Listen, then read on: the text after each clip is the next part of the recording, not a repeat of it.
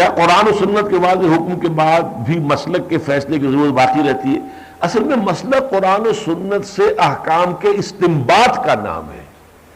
قرآن اور سنت، جیسا کہ میں نے دیکھا نا ابھی آپ کو بتایا کہ ایک ایک معاملے کے اندر بھی پھر تفاصیل میں جائیں گے تو کئی سوالات کھڑے ہو جائیں گے۔ قرآن نے ان ساری تفاصیل کو، تو جیسے الہی کا معاملہ ہے، آیا وہ خود طلاق ہو گئی یا طلاق بھی لینی پڑے گی، طلاق کون سی ہوگی، بائن ہوگی، رجی ہوگی، کیا ہوگا؟ اب یہ سارے مسائل جو ہیں، اب ان مسائل پر پھر علماء نے، فقہاء نے اپنے اپنے طریقے پر گفتگو کی ہے، غور و فکر کیا ہے، قرآن کی حکمتوں کو سمجھا ہے۔ اس میں ظاہر بات ہے کہ اختلاف رائے ممکن ہے، اس سے وہ مسلک بن گئے۔ یہ مسلک قرآن و سنت سے باہر نہیں ہے، قرآن و سنت ہی کے فہم کی بنیاد پر اور اس کی تفاصیل میں اختلاف کی بنیاد پر یہ مسلک وجود میں آئے۔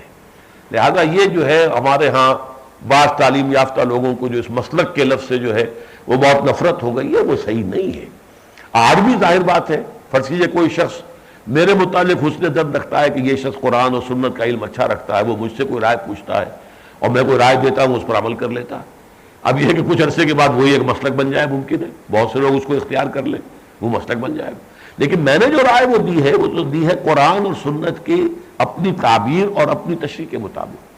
تو اسی طرح امام ابو حنیفہ کہتے ہیں رحمۃ اللہ علیہ کہ اگر میری رائے کے خلاف تمہیں کوئی حدیث سے صحیح مل جائے تو میرے قول کو دیوار پر دے مارو۔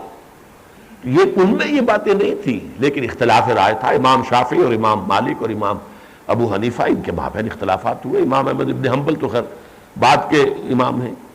تو اس حوالے سے یہ چیزیں دائرہ اسلام سے خارج نہیں ہیں، اور یہ جو مسالک ہیں یہ کوئی قرآن اور سنت کے دائرے سے باہر نہیں ہے۔ انہی کے احکام کی تفاصیل میں، استنباط میں، استدلال میں، تعبیر میں، تشریح میں، توضیح میں یہ در حقیقت اختلاف کی بنیاد پر مسلک بنے۔